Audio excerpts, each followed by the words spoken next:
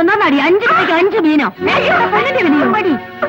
അയ്യോ, അധികം ചോദിക്കാതെ ഇത് തന്നെ കടം എടുത്തുകൊണ്ട് വരുന്നതാണ്.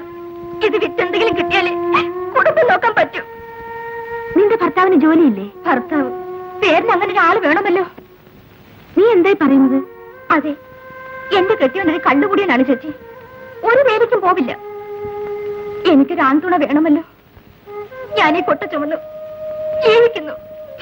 അതൊരു യോഗ്യതയല്ലടി. നിന്നെ പോലുള്ള അടിമകളാണ് ആണുങ്ങളെ മടിയന്മാരാക്കുന്നത്. ഞാൻ എന്ത് ചെയ്യണമെന്ന്? ചെയ്യേണ്ടതോ ഞാൻ പറയാം. അവനെ കൊണ്ട് ഈ കുട്ട ചൂണ്ടിക്കണം. അവൻ സമ്പാദിച്ചു വേണം നീ തിന്നാൻ. രാത്രിയിൽ തണുത്ത വെള്ളത്തിൽ കുളിച്ചിട്ട് കമന്ന് കിടക്കണോടി. ഇവളുമാരുടെ കണ്ണീര് കണ്ടാവും നീ കൂട്ടാൻ ഒക്കില്ല. വാ നമുക്ക് പോകാം. വാ ചേച്ചി. ഇതൊന്ന് പൊക്കി തരും ചേച്ചി.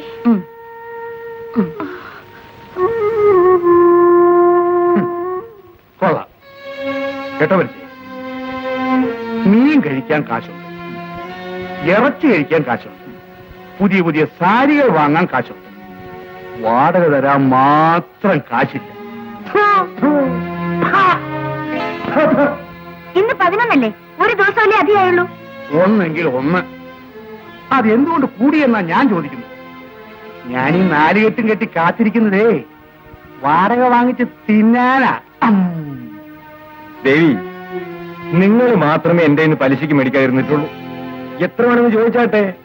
വേണ്ട വേണ്ട, ആ ഗതികേട് എനിക്ക് ഇതുവരെ വന്നില്ല. അതെ അതെ, തിന്നാനും കുടിക്കാനും ഒന്നും ഒരു ബുദ്ധിമുട്ടുമില്ല അല്ലേ? പൊറുക്കുന്നത് മാത്രം സത്രത്തിലാണെന്നാ ധാരണ. തിന്നുന്നതിലാണ് നിങ്ങൾക്ക് ബുദ്ധിമുട്ടെങ്കിൽ വേണ്ടെന്ന് വെക്കാം. അത്രയ്ക്ക് അഭിമാനിയാണെങ്കിലേ കയ്യിലോ കാതിലോ ഉള്ളത് ഒരു പണയം വെച്ചിട്ട് ഓഹോ, അപ്പൊ നിങ്ങൾക്ക് അതാണ് വേണ്ടതല്ലേ? അതെ. ഇതകത്തോളൂ. അങ്ങനെ ഗുരുവായൂർ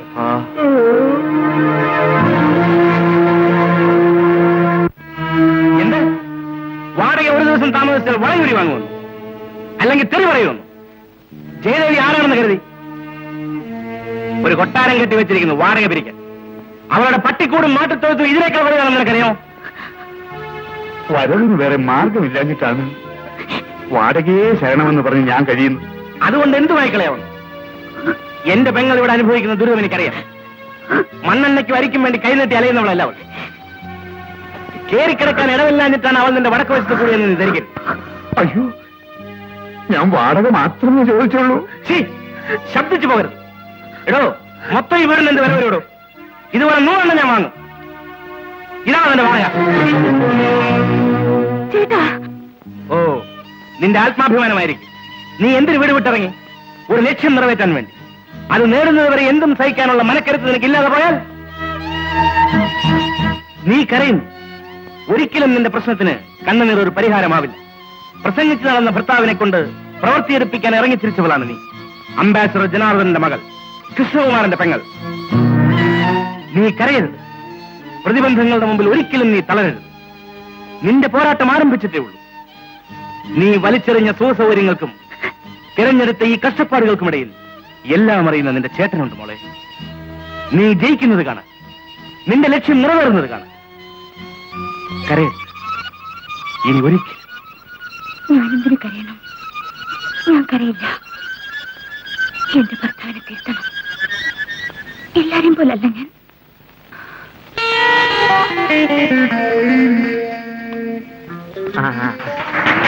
എനിക്കല്ല ഇതെനിക്കാ. കയ്യടിയില്ല, സാരമില്ല. പ്രിയപ്പെട്ട നാട്ടുകാരെ, യുവജന സംഘടനയുടെ നേതാവായ ശ്രീ വിജയ ഭാസ്കർ അദ്ദേഹത്തിന് ഒരു കാറ് വാങ്ങിച്ചു കൊടുക്കുന്നതിന് വേണ്ടിയാണ് നാം ഈ യോഗം ഇവിടെ കൂടിയിട്ടുള്ളത്. തന്റെ സിദ്ധാന്ത പ്രചരണാർത്ഥം നാട് മുഴുവൻ വേഗത്തിൽ ഓടിയെത്തുന്നതിന് ശ്രീ ഭാസ്കറിനൊരു കാറ് പോരാ, പകരം ഒരു റോക്കറ്റ് തന്നെ വാങ്ങിക്കൊടുക്കണമെന്നാണ് ഞാൻ പറയുന്നത്.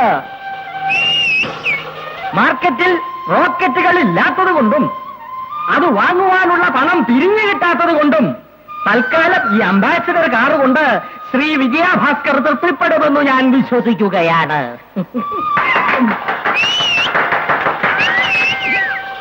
ആ ഈ കാറിന്റെ താക്കോൽ ഏറ്റുവാങ്ങുവാൻ ശ്രീ വിജയഭാസ്കറിനെ ഞാൻ ക്ഷണിച്ചുകൊള്ളുന്നു. താക്കോൽ എവിടെ? താക്കോൽ. ഓ ഇവിടെ കൂടെ കാല് മാറുന്നവന്റെ താക്കോലാ. താക്കോലും മാറും. പൂറിഞ്ഞ മതി. ആ നിങ്ങളോട് 2 വാക്ക് സംസാരിക്കുവാൻ ശ്രീ വിജയഭാസ്കറിനെ ഞാൻ ക്ഷണിച്ചുകൊള്ളുന്നു. കലക്ക്.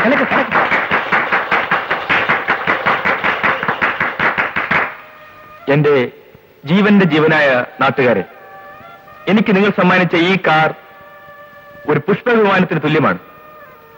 എനിക്ക് ജീവനുള്ള കാലം വരെ ഇത് ഞാൻ മറക്കില്ല. ഒരു പുതിയ അപ്പോസ്തലൻ പിറന്നിരിക്കുന്നു. ആരാണ് ഇവൻ? ഇന്നലെ കുരുത്ത തകര. എവിടെ നോക്കിയാലും അവന്റെ യോഗവും സ്വീകരണവും ചാറു സമ്മാനവും. അടുത്ത തെരഞ്ഞെടുപ്പിൽ നിൽക്കുന്നു എന്നാ കേൾക്കുന്നത്. അങ്ങനെയാണെങ്കിൽ നമ്മുടെ കാര്യം പരിഗണനയിലാണ്. ഇല്ല, അങ്ങനെ ഞാൻ അവനെ വിടില്ല. ഞാൻ പാരമ്പര്യ രാഷ്ട്രീയക്കാരനാണ്. അവന്റെ ചാപ്റ്റർ എവിടെ ക്ലോസ് ചെയ്യണമെന്ന് എനിക്കറിയാം. എന്ത് ചെയ്യണമെന്ന് പറഞ്ഞാൽ മതി. ബാക്കി കാര്യം ഞങ്ങളേറ്റ് സംഗതി ഭംഗിയായി നടത്തരാം. അവന്റെ കാർ ചാമ്പലാക്കണം. അവനതിൽ ഉണ്ടായിരിക്കണം. ഇതാ ഇന്നലെ വിജയഭാസ്കർ പ്രസംഗിച്ച സ്ഥലത്ത് ഭയങ്കര അടിയും ബഹളവും നടന്നു. ഭാസ്കറിന്റെ തലയ്ക്ക് അടിയേറ്റു.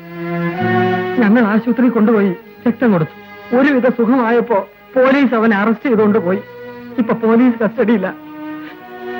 സാറ് പോയി ജാമ്യത്തിൽ ഇറക്കണം.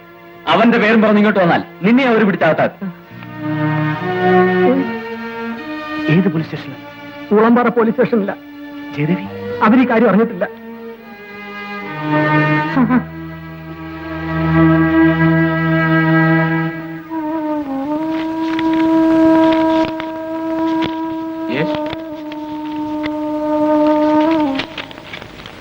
കോൺസ്റ്റബിൾ അതിനെ തുറന്നുവിടും.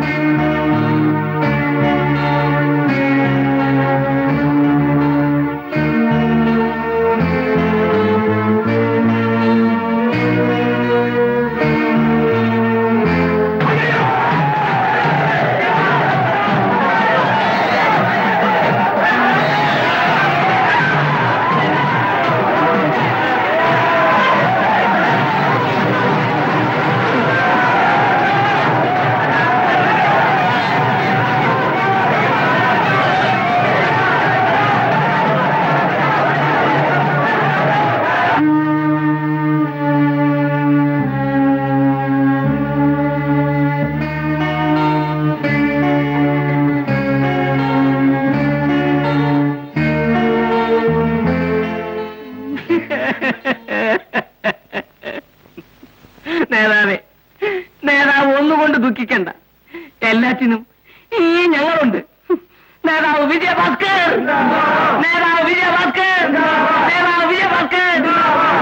ആശാൻ അടികൊണ്ട് ഒത്തിരി രക്തം പോയാലെന്താ? ആയിരക്കണക്കിന് പേരുടെയോ ആശുപത്രിയിൽ ക്യൂ നിന്നത് ആശാൻ രക്തം കൊടുക്കാൻ. ജീവൻ പോയാലും പേടിക്കണ്ട, കൊടുക്കാൻ ആളുണ്ട് ഇവിടെ. ആശാനെ, ഇനി വേണം നിങ്ങളുടെ രക്തം തിളയ്ക്കേണ്ടത്. എത്ര പേരുടെ രക്തമാണ് നിങ്ങളുടെ ദേഹത്ത് കയറ്റിയത്? ഏതെങ്കിലും ഒന്ന് ആണിന്റേതായിരിക്കും, അത് തിളയ്ക്കും. എന്റെ പ്രയാസം അതല്ല. Car കത്തിയതോ pot.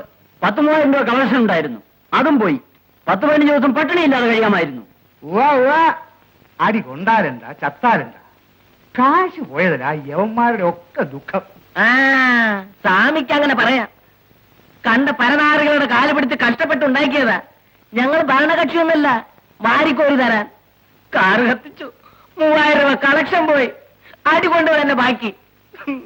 അയ്യോ സഖാവേ, അയ്യോ സഖാവേ, സഖാവേ, സഖാവേ. നിർത്തണ, ഞാൻ എന്റെ ചത്തോയോ? എല്ലാരും കിടന്ന് മോങ്ങുന്നു. എഴുതി പോയടാ. എന്താ നോക്കിയിരിക്കുന്നത്? എഴുതി പോയടാ. Get out! വിജയഭാസ്കർ, വിജയഭാസ്കർ, വിജയഭാസ്കർ, വിജയഭാസ്കർ. ദേവി, എന്തിനാ മോളെ നീ പ്രയാസപ്പെടുന്നത്? നീ എപ്പോഴും പറയാറില്ലേ, ജീവിതത്തിൽ ഉയർന്ന എല്ലാ പുരുഷന്മാരുടെയും പിന്നിൽ ഒരു സ്ത്രീ ഉണ്ടായിരിക്കുമെന്ന്. ഇന്നല്ലെങ്കിൽ നാളെ ഭാസ്കരനും വലിയവനാകും നീ പിന്നിലുണ്ടെങ്കിൽ.